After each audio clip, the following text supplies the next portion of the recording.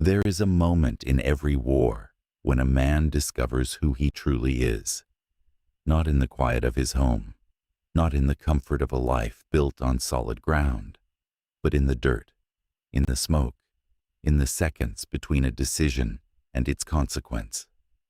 For Sergeant Marcus Dale, that moment came on a Tuesday morning in a valley that does not appear on any tourist map. A valley where the air smelled of burning diesel and the ground held the memory of men who never came home. He made a choice that morning, a choice that saved 8 lives. And for 30 years, no one knew his name. Someone else took it. This is not a story about war. This is a story about what happens after war, about the men who fight in the shadows while others walk in the light, about power, silence, and the single document that unraveled 3 decades of a carefully constructed lie. This is the story of Marcus Dale, and this is an untold wrong. Marcus Dale was born in 1961 in a small town in rural Kentucky. The kind of town where the factory closes before you graduate and the army recruiter shows up at your school the following week. His father had served in Vietnam. His grandfather had served in Korea. Service was not a choice in the Dale household. It was inheritance. He enlisted at 18, not out of desperation, not out of a lack of options. Marcus was sharp. His teachers had told him that repeatedly. He had the kind of mind that absorbed information and reorganized it into something useful. He could have gone to college. He chose not to. He wanted to be where the decisions mattered. Basic training in Fort Benning, infantry. He was quiet, precise, and fast. Not the loudest man in his unit, but consistently the one others looked to when the situation became unclear. There is a type of soldier that the military rarely acknowledges publicly, the one who leads without the rank. Marcus Dale was that soldier from the beginning. By 1985, he was stationed in West Germany during the final cold years of the Cold War. By 1989, he was in Panama during Operation Just Cause. By 1991, he was in the Gulf. He was 30 years old when the ground war began in Iraq. A sergeant leading a 9-man squad in the 24th Infantry Division. They had been in the desert for weeks, the kind of weeks that compress time into an endless present tense, where sleep is a rumor and hunger is background noise. His commanding officer was Captain Leonard Marsh. Marsh was everything that Marcus was not, at least on paper. He came from a military family with connections, West Point graduate, polished, articulate, the kind of officer who understood that war had 2 theaters, the one in the field and the one in the briefing room. He was competent enough in the field, but his real talent was the briefing room. Marsh had watched Marcus for 2 years. He understood what Marcus was. He also understood that Marcus had no interest in the politics of rank. Marcus cared about his squad. He cared about the mission. He had never once pushed for recognition, never written his own name into a report, never spoken about himself in the way that advancement requires. Marsh filed that information away. He would use it later. February 26, 1991, Day 2 of the ground offensive. The 24th Infantry Division was pushing deep into southern Iraq, part of the massive left hook that would define the war's final movement. The speed of the advance had created gaps. Units were moving faster than communication could keep pace. In those gaps, the enemy waited. Marcus Dale's squad was moving through a narrow passage between 2 elevated ridgelines when the ambush opened. The attack came from the eastern ridgeline. Rocket-propelled grenades, heavy machine gun fire, the kind of coordinated assault that turns a movement into a survival problem in under 3 seconds. 2 men were hit in the first volley. Not killed, down. bleeding, unable to move. The squad's natural instinct was suppression. Return fire, create cover, pull back. But Marcus saw something the others did not. The western ridgeline was unoccupied. The attackers had set up their entire position on the east, which meant they expected the squad to move east under fire, or pull back the way they came. Either movement led into a kill zone. Marcus made a decision in approximately 4 seconds. He directed 3 men to lay suppressive fire on the east ridgeline. He took 4 others, including the 2 wounded soldiers who could still move, and pushed west, up the ridgeline, into the exposed high ground that the enemy had left unguarded, because no rational calculation suggested anyone would move toward the threat. It was not rational. It was right. From the western ridge, Marcus's group flanked the ambush position from above. The attackers, now exposed from 2 directions, broke contact and withdrew. The firefight lasted 11 minutes. All 9 men survived. The 2 most seriously wounded were evacuated within the hour. That should have been the end of the story, a well-executed response to a dangerous ambush. A sergeant who read the ground faster than the enemy expected. 8 men who went home to their families because 1 man saw clearly under fire. But Captain Leonard Marsh had a different version of events. Marsh was not present at the ambush. His position was approximately 400 meters behind the squad's movement, coordinating the broader advance. He arrived at the scene after the contact had ended. He saw the situation. He spoke to the men. And then he made a calculation. The after-action report that Marsh submitted described the engagement as follows: a coordinated flanking maneuver executed under the direct command and tactical leadership of Captain Leonard Marsh, who directed the squad's movement to the western ridgeline, neutralizing the enemy position and preserving the unit's combat effectiveness. He put his name on Marcus Dale's decision. Word for word, step for step, the move up the western ridge, the suppressive fire, the flank, all of it attributed to Marsh's direct command. Marcus was listed in the report as a participant, a soldier who executed orders. Nothing more. Marsh received a Bronze Star with valor for the engagement. He was promoted to major within 14 months. His career advanced steadily through the 90s. He retired in 2009 as a brigadier general with a record that included that single firefight in southern Iraq as one of its defining moments. The story appeared in military journals. It was referenced in a 2003 book about the Gulf War. It was cited in Marsh's retirement ceremony. Marcus Dale separated from the Army in 1993. No ceremony. No citation beyond standard service. He went back to Kentucky. He worked construction for a decade, then maintenance at a county facility. He married. He had 2 daughters. He never spoke about the ambush to anyone outside his immediate family, not because he had forgotten, because he had made a decision in the years after the war that the truth was something he would carry alone rather than fight for. He did not know about the Bronze Star. He did not know about the book.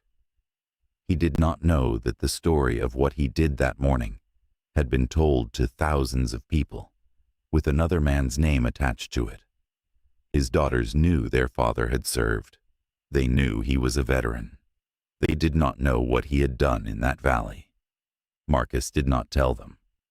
He carried it the way men of his generation were taught to carry things, silently, without complaint, as if acknowledgement was a form of weakness. For 30 years, Leonard Marsh's version of that morning was the only version that existed in the official record. The years after the Gulf War were not kind to Marcus Dale in the quiet ways that accumulate into a life. He did not suffer from visible collapse. He was not broken in the ways that make headlines. He worked. He provided. He was present for his daughters in the way that mattered. At the table, at the school events, at the moments that children remember when they grow up. His wife, Carol, described him in later interviews as a man who had two speeds, useful and silent. He was almost never angry. He was almost never open. There is a specific kind of damage that comes not from what was done to a man, but from what was taken from him without his knowledge. Marcus had no idea, through the 90s and into the 2000s, that his name had been erased. He could not grieve something he did not know was gone. But the silence was there. The distance was there. Carol noticed it. His daughters noticed it. The way he would go quiet when the Gulf War appeared on television. The way he would leave the room when veterans were being honored at public events. Not out of discomfort with the attention, out of something more complicated. A dissonance he could not name because he did not have all the information required to name it. He knew what he had done. He knew that the official record did not reflect it. He had read the after-action report before his separation from the Army. He had read Marsh's name where his own should have been. He had considered, briefly, formally disputing it. He did not. The reasons were practical and psychological in equal measure. He was a sergeant disputing a captain's report in the immediate aftermath of a successful war. The institutional pressure against that kind of challenge was enormous. He had no witnesses willing to go on record. His squad mates were scattered across different postings, and the culture of the unit discouraged anything that looked like internal conflict. And he was tired. The war was over. He wanted to go home. So he signed his separation papers and drove back to Kentucky, and never spoke the captain's name again. What he did not know was that the story was growing without him. Marsh had used the ambush account strategically throughout his career. It appeared in his promotion packages.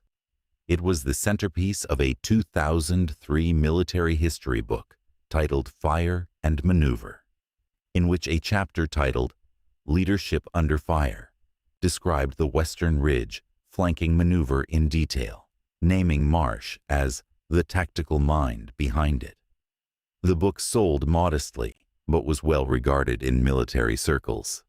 It was assigned reading at one point in a junior officer training program.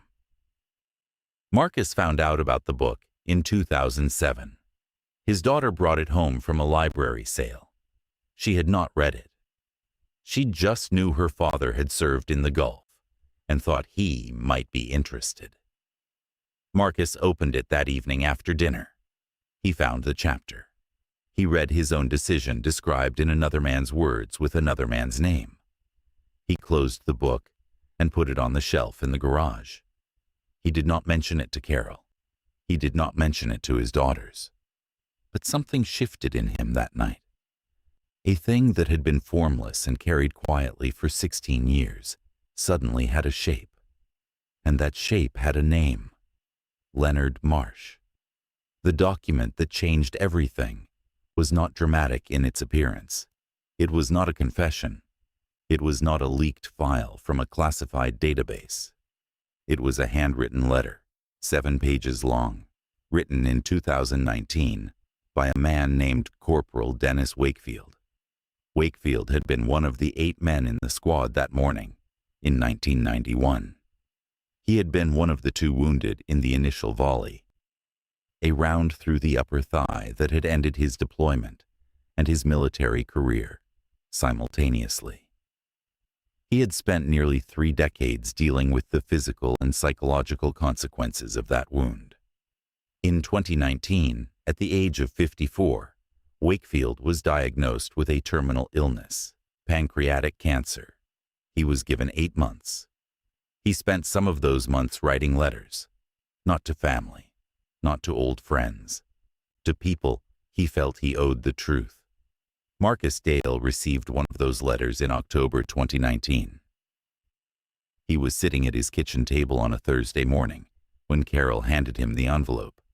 He did not recognize the return address.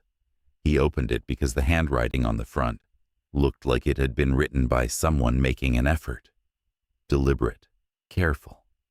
The penmanship of a man who wanted the recipient to understand that this was not casual. The letter began with an apology. Wakefield wrote that he had known from the moment he was evacuated that the after-action report was wrong. He had heard from the other squad mates in the days after the engagement that Marsh had taken credit. He had been too young, too injured, and too afraid of the institutional consequences to say anything. He had made a calculation similar to the one Marcus had made, that the fight was not worth having, that the system would protect Marsh and punish him. He wrote about the book. He had seen it years later and felt sick. He wrote about his diagnosis and the clarity it produced.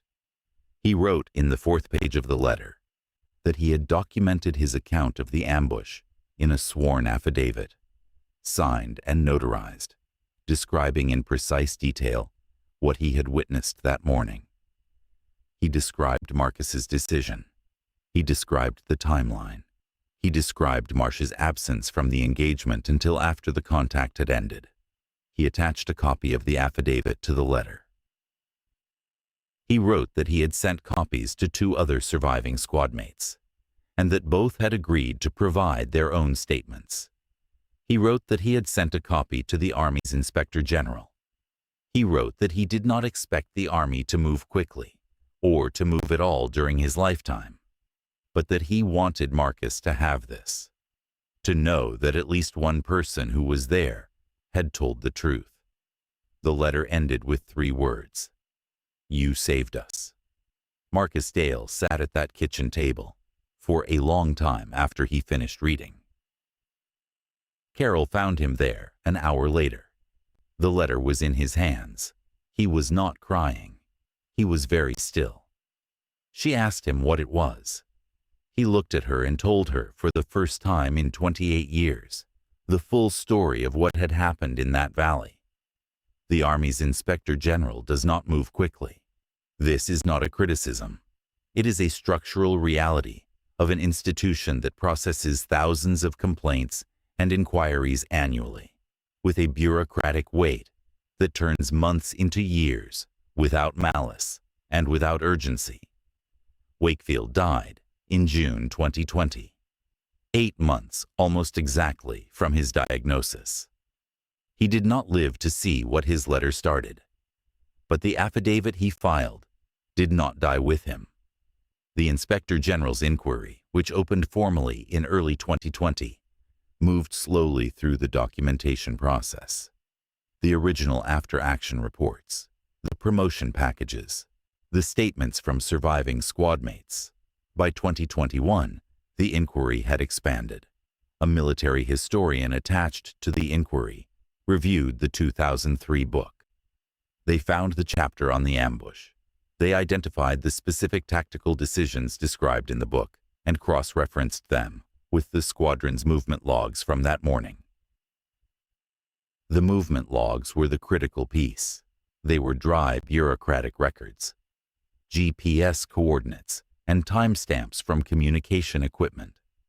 But they told a story that Marsh's report had obscured. The logs showed that Marsh's position was stationary throughout the 11-minute engagement.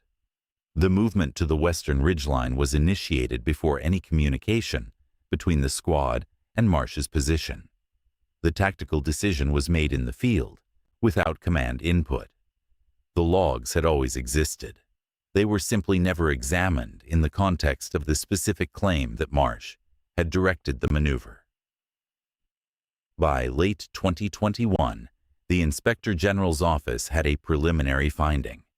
The after-action report contained a material misrepresentation of command authority during the engagement of February 26, 1991. In plain language, Marsh had lied. The formal process of addressing a decorated general's record is not a simple thing. Marsh was retired. He was 71 years old. He lived in Virginia. He had a foundation in his name that provided scholarships to military families. He had given speeches at veterans events for 20 years. His reputation was a structure with many load-bearing walls. But the documentation was not ambiguous. In March 2022, the Army formally reviewed and amended the after-action report from the February 26th engagement. The revised report correctly attributed the tactical decision to Sergeant Marcus Dale. Marcus was awarded the Bronze Star with Valor, the same decoration Marsh had received and kept for 31 years. Marsh's Bronze Star was not revoked immediately. The process of reviewing a general officer's decorations involves a separate board and a separate timeline. But the amended report was a matter of record. It was public, and it did not stay quiet. A veterans advocacy journalist obtained the amended report through a Freedom of Information Act request in April 2022. The story ran first in a military publication, then was picked up by national outlets. The 2003 book's author issued a statement acknowledging that the chapter in question had been based entirely on Marsh's account without independent verification, and that a corrected edition would address the error. Leonard Marsh gave no public statement. In September 2022, the Army Decorations Board completed its review. Marsh's Bronze Star with Valor was revoked. The formal letter was sent to his home in Virginia. The decoration was struck from his official record. Marcus Dale stood in a ceremony at Fort Knox in November 2022. He was 61 years old. He wore a suit, not a uniform. He had not worn a uniform in nearly 30 years. His wife, Carol, stood beside him. His 2 daughters stood behind him. The citation was read aloud.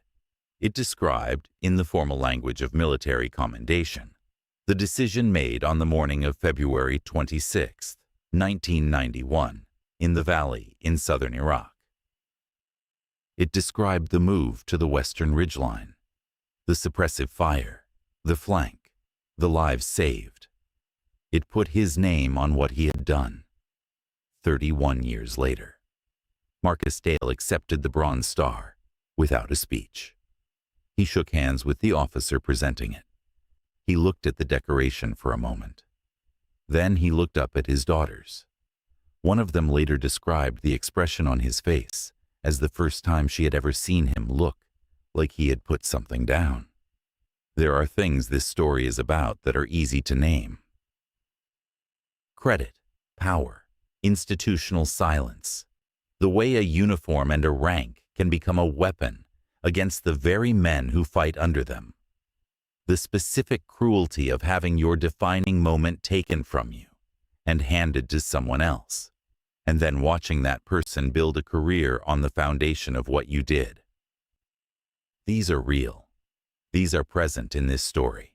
They deserve to be named. But there is something else here that is harder to articulate. Marcus Dale spent 30 years carrying what happened in that valley. Not bitterly, not loudly. He did not spend those years plotting or planning, or waiting for the moment when the record would be corrected. He built a life, a quiet one. He was a husband and a father and a neighbor, and a man who showed up to work, and came home, and sat at the table for dinner.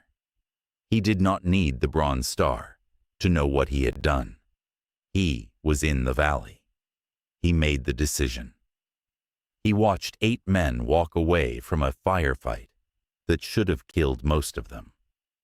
That knowledge lived in him, regardless of what any document said. This is not the same as saying that what Marsh did was acceptable. It was not. It was a theft. Not of property, but of identity. Not of money, but of the thing a soldier earns in the most irreversible way possible. The correction that came in 2022 mattered. It mattered to Marcus. It mattered to his daughters. It mattered to the men who were there and had carried their own version of the silence. But the lesson here is not about waiting for justice. Justice is slow and bureaucratic, and often does not come. Dennis Wakefield died before he saw any of it. The movement logs had always existed. They were simply never examined. The truth was always there. It just required someone dying with enough clarity to insist on it. The lesson is about what you build in the absence of recognition. Marcus Dale built a life. He was not diminished by the silence. He was not destroyed by the theft. He was quieter than he should have been, yes. He carried something heavier than he deserved to carry, but he did not become the theft. He remained what he had been in that valley. A man who saw clearly and moved toward the hard thing when every rational calculation said not to. Leonard Marsh spent 30 years being recognized for something he did not do. He built a reputation, a career, a foundation, a legacy, all on a lie. And when the documents surfaced, when the movement logs were examined, when a dying corporal insisted on the truth, the structure collapsed. Not loudly, not dramatically, but completely. The scholarship foundation still exists, the name on it remains, but the record is corrected. The citation is accurate, and everyone who reads the amended after-action report from February 26, 1991, knows exactly who made the decision that morning. Marcus Dale, Sergeant, Infantry, United States Army. The man who moved west when every calculation said east. There is one more thing worth saying. Dennis Wakefield wrote his affidavit knowing he would not live to see what it produced. He filed it with the Inspector General not because he expected a swift outcome, but because he understood that documents outlive the people who write them. He understood that the truth, once recorded in the right place, becomes patient. It waits. It does not require urgency. It simply requires that one person, at the right moment, with the right access, decides to look. He gave Marcus Dale 3 words at the end of a 7-page letter. You saved us. Not the army, not a ceremony, not a piece of metal on a ribbon. A dying man with 8 months left, who had carried a guilt for 28 years, took the time to write the truth down and send it to the man who deserved to hear it. That is what justice looks like when the institution is too slow and too large and too invested in its own story to correct itself voluntarily. It looks like a handwritten letter. 7 pages, a notarized affidavit, and 3 words. Some wrongs take 30 years to surface, but they surface. That is the only promise this world consistently keeps. This has been Untold Wrongs. If this story stayed with you, share it, subscribe, and come back next week for another story that the record got wrong. Until then.